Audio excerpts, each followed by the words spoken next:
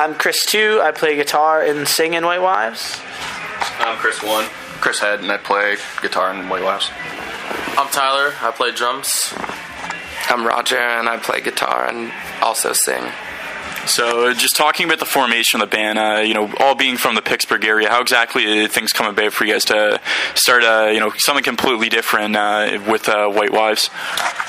Well, the idea for White Wives has actually been kind of a long time in the making. I've known Tyler for quite some time, and he's a really great drummer, and I've always wanted to play music with him, but it was just about finding the right opportunity. And Roger lived in Brooklyn for a very long time, and we kind of grew up together. He toured with a band called The Code, and was very familiar with him just as a human, but up until maybe it was 2-3 years ago, I didn't really know that he had an interest in music. And then one day he sent me this fucking truckload of songs that he had written. It was I probably had 70 songs from him, and I just was listening to them, and I was in awe of them. I mean, I think that he's a fantastic songwriter, and I asked him if he wanted help recording them, and he said he did, and he and I made a record together, and in that process I found that he and I worked very well together. I think that some people, when they write songs, they get them stuck in their head a certain way, and when someone asks them to manipulate them, that's a very difficult process. But for Roger, he encourages that and wants people to add to them and wants them to grow. So that was something that I found really refreshing, and it was kind of like an excuse to bring Tyler into the fold as someone who I wanted to play with for a very long time. And when we started kicking around the ideas, we were talking a lot, and it was Chris and I on tour, and we were talking about the songs, and he just said, if you do that, I want to be a part of it. And here the four of us are in Toronto. Tyler played drums on the record that we made. It's called The Grand Scheme of Things, and my solo project is called Dandelion Snow, and Tyler played drums on that. I had not really met him before that, and two brought him in to do that, so we kind of started working together in that way, and Tyler played with me, and then I don't know, it was a very organic process, but I was living in New York City at the time, and I was at my place of work, and Tu called me, and he said, what do you think about starting a band with me and moving to Pittsburgh? And I kind of dropped my entire life to come and do that, but he says really nice things about me, and I'm blushing right now, so it was well worth it. Awesome. And just as far as for anybody out there who hasn't had a chance to check out the band yet, how would you guys describe your sound and just finding that sound overall, going into make the Situationist EP and then moving into a debut record? I think it's some sort of mix between the solo stuff that I do, mixed with, the stuff that the Chris's do, and also stuff that we want to make. We came into it with a pretty clear vision, and then it kind of got broken down, and just organically by us playing the songs together, and I think that it was a pretty natural process. And I mean, the record that we made in Nashville, we spent 2 months writing, and separately a bit longer, and then collectively we were able to do the process relatively quickly. But I think that sonically, as far as someone who's just kind of wants to have a gauge of what we were going for whenever we wrote the songs and what we did, I think that we're big fans of a lot of the kind of early 90s guitar-driven rock, and whether it be the Pixies or Nirvana or even Weezer, Pinkerton era, just experimenting with sounds. I feel like that's been kind of lacking in rock music over the last 10 years. For a while there was this process where you really tried to experiment when you were recording, and then the kicky click drum came into play and auto-tuned vocals and sampled snare drums, and all of a sudden the records all sounded the same. They went to the same guy to mix them. They went to the same guy to produce them, and that's cool. Like if that's the sound that you want. But for me, I definitely wanted to take a step backwards and say, what's it sound like when a band just fucking plays? And I think that's what our EP sounds like. It's us in a room, and sometimes there's 4 guys, sometimes there's 8 guys. Like, we have a lot of friends who are very talented musicians, and the guy that we work with to record all our stuff is an amazing singer, and we bring in people that we know in town to play different instruments on our stuff, and when we play live, we have an extra drum kit, we have keys, we have different guitars, and for us, we just want to be able to create the landscape of sounds that we document on our recordings. We want to try to recreate those live, and that's why sometimes you'll see us and there'll be lots of us, and sometimes there won't be that many, but as far as what we sound like, I think that it's kind of a mix between like what you hear now with maybe like Arcade Fire and what you heard before with like Hot Water Music, No Division era, and things like that. Like, we'll always be kids that love punk rock because that's what we grew up on. But as we get older, we start looking for new ways to sing old ideas. Mm-hmm. And, like he said, like... Keep answering for sure. Yeah, I mean, I'm going to keep it short, but we didn't really use a click track on any of the songs that we recorded, and we tried to make it, feel very real. And another thing that's really important to us is just working, the guy that we record with, Justin Francis in Nashville, is a really close friend of ours, and we're all very close friends, and I think that's something that's really refreshing, to make music with your friends and come out and make it. We have this opportunity to make it more personal, and we didn't go to a stranger just to get his name, Mm-hmm. Yeah, definitely. I mean, just talking a bit more about the sound. I mean, with Anti-Flag and some of the other bands that you guys have played in, there was more going in every single record. Obviously, there's an expectations from a fan base. Where it's with this, it just kind of came out in the sense that you guys were all going to be playing music together. There's really no expectations or boundaries as far as a sound standpoint. I mean, for you guys to be able to just go back to square one and playing in a band all over again, almost like starting brand new to create a sound of your own. What's that like? To be able to do that in that sense? Well, for Chris and I, it's a kiss and a curse, because on one level, it's very exciting and it's very fun, and it's also fucking scary as hell. It's like we're driving ourselves in a van, and we haven't done that for many years. And tonight we played in Toronto, and there was maybe 50 people watching us, and in actually a month and a half, we're going to be in Toronto at the Opera House, and that's going to be a very different show. A week ago, we played with My Chemical Romance. So on one level, it's like there is a safety net that has been taken away. So that is frightening. On the other hand, it's also something that we've done before. I mean, with Anti-Flag, Chris and I played shows to nobody. We've played shows in basements. We've played shows in fire halls and things like that. And that's something that we kind of miss. And, by starting this band this way, it's something that we're doing again. And, that kind of goes back to being people that grew up around punk rock. Like, that's the only way we know how to share our music and our ideas is by getting in our van and driving to a city and continuing to play the songs until somebody shows the fuck up. So that's essentially what we're going to do with White Wives. Anti-Flag has built a base that has expectations, and we've built expectations for ourselves to try to uphold, and I know we're going to continue on that path with that band. But like you said, it's very cool that we can just release music right now and release as much of it as we want, how we want, and we're enjoying that process.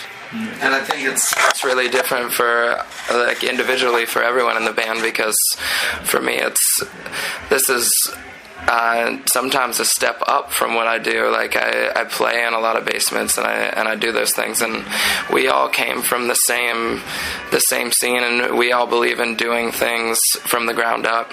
And I think that's something that over time with our project, it's become clearer that working from the ground up and building from the ground up is something that is still very valid and is still going to work for us. And we come to we play every show, and we play it to sometimes barely any people, but if we can connect with one person, that's more important than playing to a lot of people that don't care. Yeah. So. Yeah, definitely, for sure. And I mean, just talking about the kind of DIY ethics, I mean, especially in today's music where there's still a lot of bands just like you guys, touring their asses off, but to a much bigger level, maybe even a little bit past Anti-Flag's level, to the point where it's My Chemical Romance and some of these gigantic artists where it's basically, what I mean, they're just playing to these absolutely huge audiences, and they have everything taken care of as far as record label, publicity, everything's all completely taken care of, whereas you guys are booking your own shows, setting up your own interviews, all that kind of stuff. I mean, to really go back to the roots of where it all started for you guys, playing in a band and playing music back, in the early to mid 90s, where it's, no internet's there to help any band, any type of deal. I mean, what's that also like in that sense for you guys? It's liberating. I mean, it feels very liberating to be in control of our project and the things that we've built by ourselves, and I think that all of us feel that way. Comparatively, in many ways, it's a lot easier. Like you said, like now we have the internet, and now we have relationships that Chris and I have built through years of being in a touring band. But also in a lot of ways, it's really hard. Like, people expect certain things, and music, because of the age of iPod, has really changed. And so, when we say, like, yeah, we used to play shows this way, we're trying to, follow in those footsteps.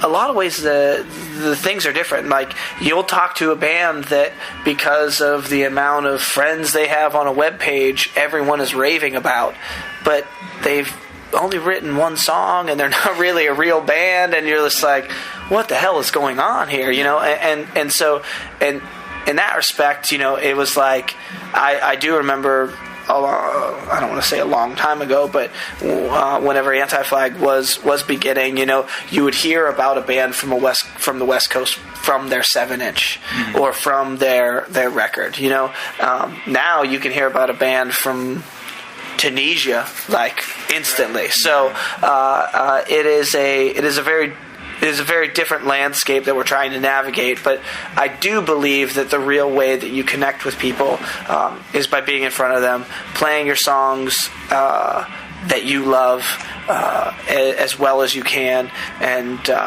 that business model has not, I used air quotes there for the listeners, that business model has not changed and will not change. I mean, that's all we know how to do, and I think that is a very Pittsburgh ethic.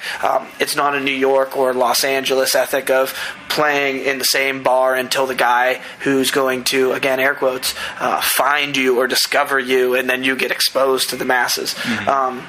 Every band from Pittsburgh that has any notoriety has worked their fucking asses off. And essentially that's modus operandi for us. About this EP and moving forward as a band, when can the listeners and anybody else out there reading this interview over on nagmusicscene.com, when can they expect a full length from you guys? This June. We have everything in the process for a record coming out June 28th. We're not allowed to tell you with who yet, but when we but we're very excited to announce it. It's all going to get announced soon. We're going to release music. It's all recorded. It's done. It's going to be really cool. A lot of different versions of vinyl, a lot of different elements to the record that, hopefully if anyone still actually cares enough to put money towards listening to a record, they'll get something that maybe they haven't gotten before. So we're very excited about that. And then our plan is to be on the road right when the record comes out, and actually be back in Canada around that time. So, again, we're not allowed to talk about that. We live in a secret society, and our Illuminati-esque logos are not there on coincidence. We do shit in secret. So. And as far as when it comes to that full-length record, did you guys go in and record the EP and the full-length at the exact same time, or did you guys do it in separate sessions? We did it in separate sessions. They sound very different. So that's one of the things that I think that we'll continue to do, is put out records that sonically are challenging to us. And I think that that when you have the A and the B, they'll be very different. We recorded the EP ourselves, and we went down to Nashville to make the full length with, like I said, a good friend of ours. So a little bit better equipment when we went down to Nashville. Yeah, definitely, for sure. And just talking about that leap in sound, what can the fans expect, and what can the listeners expect when it comes from the sound of Situationist to the full length record? I think the cool thing about the full length is that it is strung together in a way that makes you want to listen to the entire thing, and out of just only having a certain number of songs, the EP is what it is. It's just like, it starts, it finishes, and then you go, Jesus Christ, what just happened? I believe it is our intuition and our vision to make the full length actually have landscapes and highs and lows, and bring you kind of full circle and make you want to listen again. So we'll see if our subliminal messages work on the full length. I like to think that the full length takes the listener into a lot of different spaces, but also there's a common thread in all of it, and I don't know, hope it worked. Yeah. I mean, but sonically, I think the full length sounds a lot better. I think there's a little bit more definition and a little more production. More to it. Yeah, a little more to it. Yeah. We spent a lot of time on it, and there's a lot of players on it, and I think that you'll hear a whole lot of shaking going on. Just dance. Just listen to it and dance. Awesome. Then just as far as doing that, I mean, going out on tour this summer after the new record drops with a lot of different people playing on some of these new tracks, how exactly are you guys going to reciprocate that into a live show where it makes it sound to its fullest and, kind of in the same way of the record in a way? Out of my head, dude. I was sending emails today to friends who are going to come out with us this summer. So hopefully we'll have an 80-piece band, and they'll all sleep in the van, and we'll get hotels every night. Yeah. If anybody listening is part of a Philharmonic in any city, we would love to back you up. And, if anyone plays mouth harp, we've been hard pressed to find a mouth harpist, and singing saw. We need some singing saw in our lives. Awesome. Then I guess I'll just go around in a circle here as far as favorite tracks off the full-length record, so listeners and readers can kind of get a taste of what to expect when the record comes out to get excited. Start with Roger. Start with me. I guess I would say, when we first made the record, we had a certain track listing to it, and since then it's changed. It's gotten remixed, remastered, and stuff like that. And the song from the EP called Another City for a New Weekend is a song that I really love. It's one of the newer songs that we wrote and we recorded ourselves. We had it remixed and a little bit more instrumentation added onto it, and put onto the record. So I think that was something that's kind of cool. It came last minute in the record, and I'm always into what's new, and that is new. Tyler.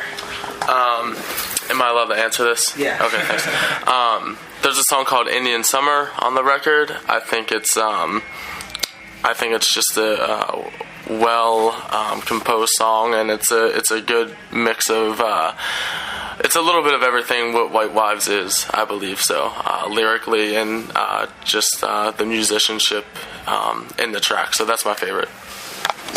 I'd also have to agree with Raj. I'm a big fan of the Another City for a New Weekend song, just because I think it captures everything that we do pretty well. It goes, the quiet melody, just different guitars going together up to, really rocking parts. Sure. Good grief. I thought by having you go that way that I would be able to formulate an answer, but I listened so intently to the others that I didn't have one of my own. I do actually. I actually like the whole record, and going back to Secrets, don't tell anybody, but I listen to it a lot. I think there's a song called Wild and Free, and there's something about that song that every time I hear it, I feel like there was maybe more of a plan to it when we started it, and the plan got abandoned, and what was recorded and captured is maybe better than anything we could have thought of. Like, it's kind of like a happy accident in a way, where there are a lot of effects, and like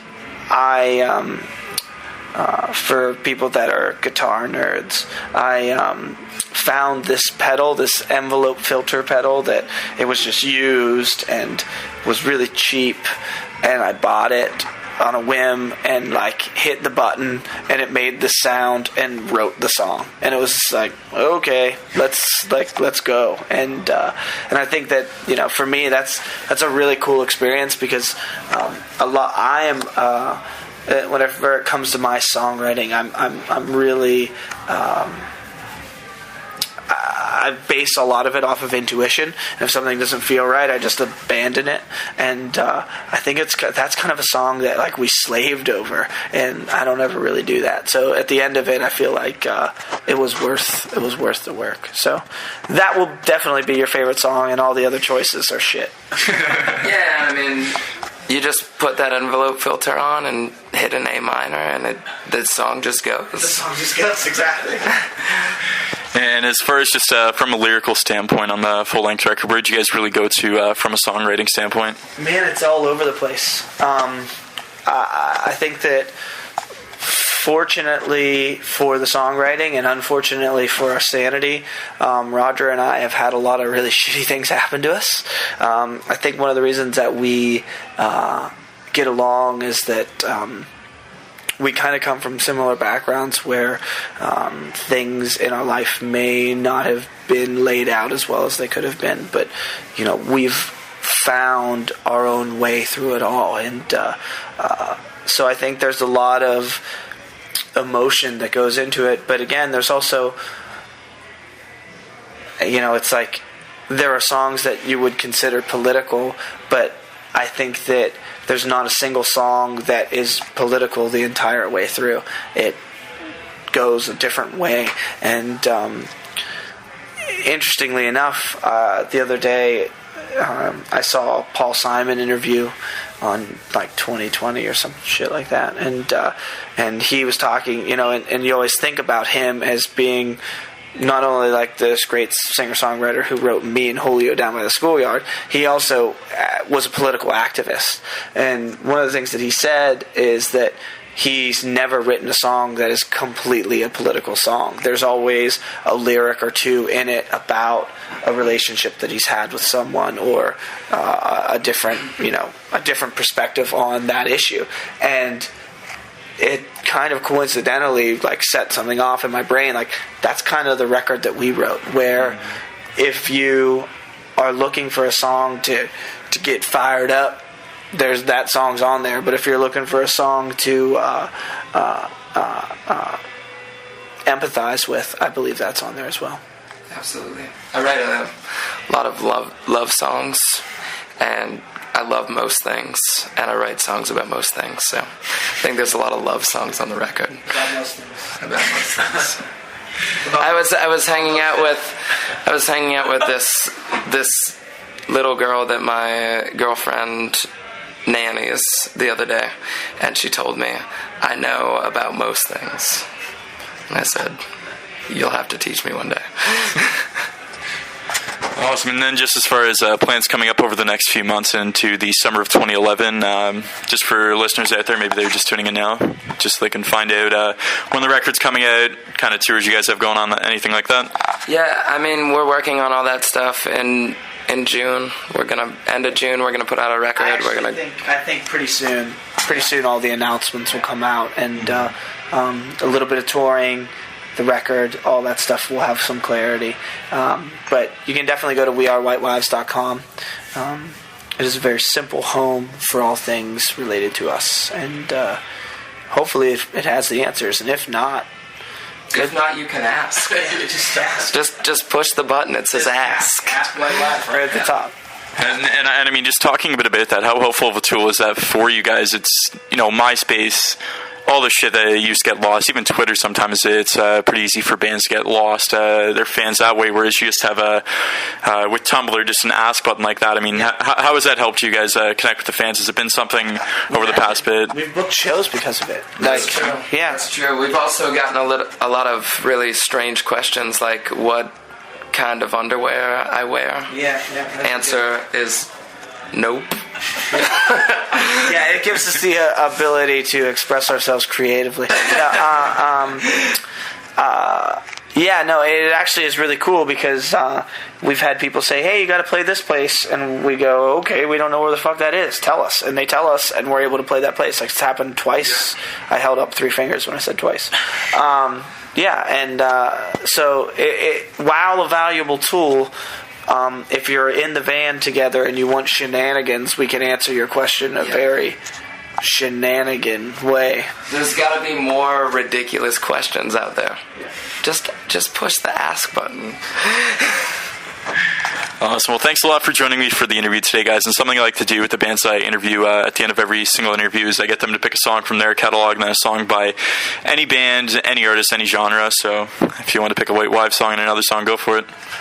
Okay, cool. I will start with Hot Water Music and the song Driving Home. It's off of No Division, and it's amazing. Who's next? Well, I guess we were talking about Paul Simon. So I'll pick Paul Simon, and I'll pick a song called Duncan. It's a great song. There you go. Tyler, you got a song? You're allowed to pick a song off the EP, too, if you want to. I can pick a song off the EP. I don't know. I think that's a little You're cliche, right? Any old Green Day, something off Kerplunk, maybe Christie Road. That's a great jam. Awesome. I'm gonna pick a song off the EP. You're gonna pick your favorite song? How about Another City for a New Weekend? It's his favorite song. Very awesome. And just speaks its way back. thanks a lot for the interview, guys. Appreciate it. Thank you, man.